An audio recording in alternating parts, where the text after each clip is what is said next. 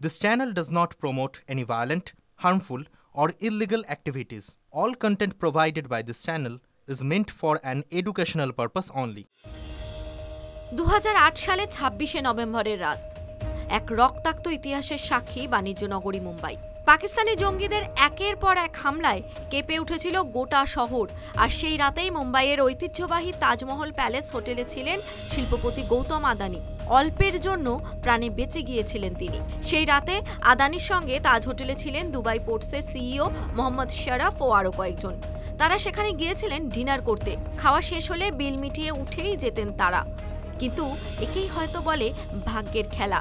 সেদিন টেবিলে বসা আদানির সঙ্গীরা তাকে আরও এক কাপ কফি খাওয়ার অনুরোধ করেছিলেন। আর তখন তার এই কফি খাওয়ার সিদ্ধান্তই কিন্তু পরবর্তীতে তার জীবন বাঁচিয়ে দেয়। জানা যায় তাদের টেবিলে কফি সার্ভ হওয়ার কিছুক্ষণের মধ্যেই হঠাৎ করেই ভেসে আসে গুলির শব্দ। তার সঙ্গে গোটা রেস্তোরাঁ কেঁপে ওঠে বিস্ফোরণের আওয়াজে। চারিদিকে তখন চিৎকার আর আতঙ্ক। তাজ হোটেলের ভিতর তখন ঢুকে পড়েছে সশস্ত্র পাকিস্তানি জঙ্গিরা। হোটেলের কর্মীরা বিপদ বুঝে সময় নষ্ট না করেই অতিথিদের নিরাপদ স্থানে নিয়ে যেতে শুরু করেন। গৌতম আদানি ও তার সঙ্গে থাকা ব্যক্তিদের কিচেনের ভেতর দিয়ে বেসমেন্টে নিয়ে যাওয়া হয়। রাতভর শতাধিক অতিথি ওই বেসমেন্টেই ছিলেন। প্রাণ ভয়ে আতঙ্কে কেউ সোফার নিচে লুকিয়েছিলেন, আবার কেউ ছিলেন দেয়ালের কোণে গুটিসুটি মেরে।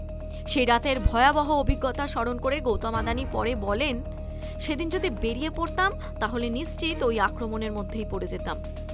27শে নভেম্বর সকালে এনএসজি কমান্ডো ও মুম্বাই পুলিশের অভিযানের পর তাজ হোটেল থেকে অতিথিদের একে একে বের করে নিয়ে আসা হয়। জানা যায় সকাল 7:30 থেকে 8টার মধ্যেই বের করে নিয়ে আসা হয় গৌতম আদানিকেও। তারপর ঘটনা সম্পর্কে অভিজ্ঞতা নথিবদ্ধ করার জন্য আজাদ ময়দান থানায় নিয়ে যাওয়া হয় তাঁকে। সেখানে কাজ শেষ হলে বিকেলের বিমানে আহমেদাবাদ ফিরে যান আদানি। গৌতম আদানি আজও মনে করেন তিনি ডিনারের পর সঙ্গীদের অনুরোধ উপেক্ষা করে চলে এলে হয়তো হোটেলের লবিতেই জঙ্গিদের মুখোমুখি হতেন। তার কথায় এক কাপ কফি তাকে নতুন জীবন দিয়েছিল।